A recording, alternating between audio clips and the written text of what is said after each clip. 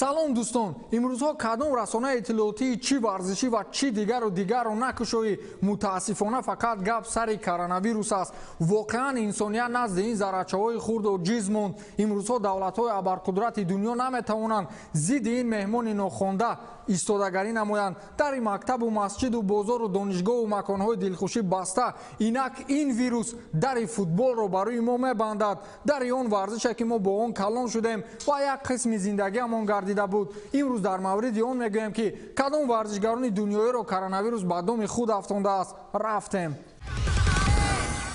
имрӯз хабар омад ки чемпионати Фаронса оид ба футбол, аниқтараш Лигаи Яки Фаронса бо сабаби хуруҷи коронавирус муддати 1 моҳ манъ карда шуд. инро коршиноси Bein Sports Браҳим Тиам дар твиттери худ навиштааст. ин маънои онро дорад ки мо 1 моҳ наметавонем бозиҳои ҷолиби дастаҳои бузурги Фаронсаро бубинем.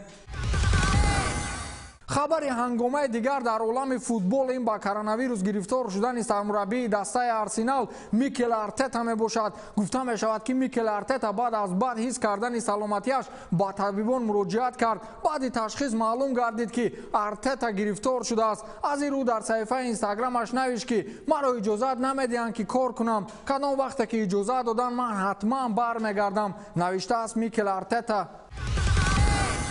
имрӯз хабари дигар баромад ки Бундеслига, аниқтараш чемпионати Олмон оид ба футбол баъди даври 26-уми чемпионат маҳкам карда мешавад. ин то рӯзи 16 март дар назар дошта шудааст. гуфта мешавад ки Лигаи футболи Олмон ба хулосае омад ки чемпионати мазкур бе муайян шудани ғолиби мавсими 2019 ва 2020 ҷанбаст мегардад. дар ин баробар аутсайдерҳо низ муайян намешаванд ва аз Бундеслигаи дуюм мавсими оянда 4 даста ба чемпионат ҳамроҳ мегардад. соли оянда дар Бундеслига 18 даста не, балки якбора 22 даста мубориза мебаранд.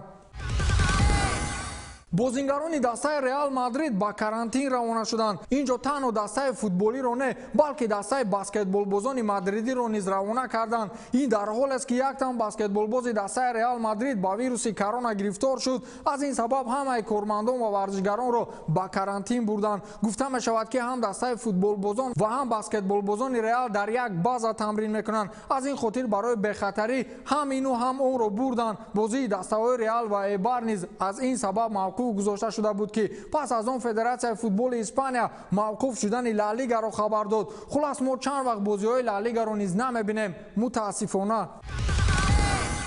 як премер-лигаи Англия буд ки ба вируси корона ба қавле гардан намедод, вале мутаассифона дар ин кишвари футболӣ низ гапҳо дар мавриди вирус хеле зиёд шуд. ҳамакун дар дастаи Лестери овозадор якбора 3 нафар гирифтори коронавирус шудааст. сармураббии дастаи Лестер Брендан Роджерс дирӯз хабар дод ки мутаассифона дар 3 бозингари мо нишонаҳои коронавирус ёфт шуд. мо дар мадди аввал саломатиро мегузорем ва барои рафъи он ҳамаи корҳоро ба анҷом мерасонем, гуфтааст сармураббӣ. то имрӯз дар дунё шумораи гирифторони коронавирус 124594 нафар шудааст ки шумораи фавтидаҳо ба 4623 нафар мерасад. дар Англия бошад аллакай 459 нафарро ба қайд гирифтанд ва 8 нафари онҳо фавтидаанд. рӯҳашон шод буд.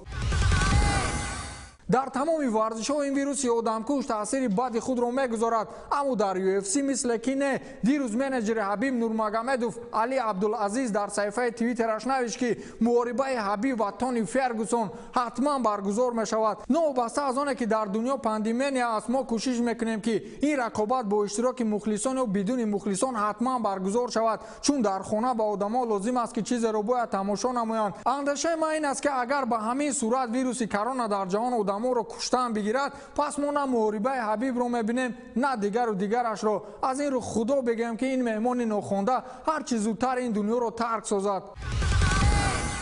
мо дирӯз гуфтем ки як бозингари дастаи Ювентус Даниэл Ругани гирифтори вируси корона шудааст, аммо имрӯз боз хабари бад дорем. ин навбат бозингари дӯстдоштании миллионҳо мухлис Пауло Дибала баъди ташхис маълум гардид ки гирифтори вируси корона аст. ин хабар олами футболро ғамгин сохт ва Пауло феълан дар карантин қарор дорад. ин қадар хабарҳои шум аз дунёи футбол умедҳоро барбод медиҳад. бошад ки ҳар чӣ зудтар мо аз ин буҳрон халос шавем. ба ҳамин тамом, то дидори навбатӣ, хайр.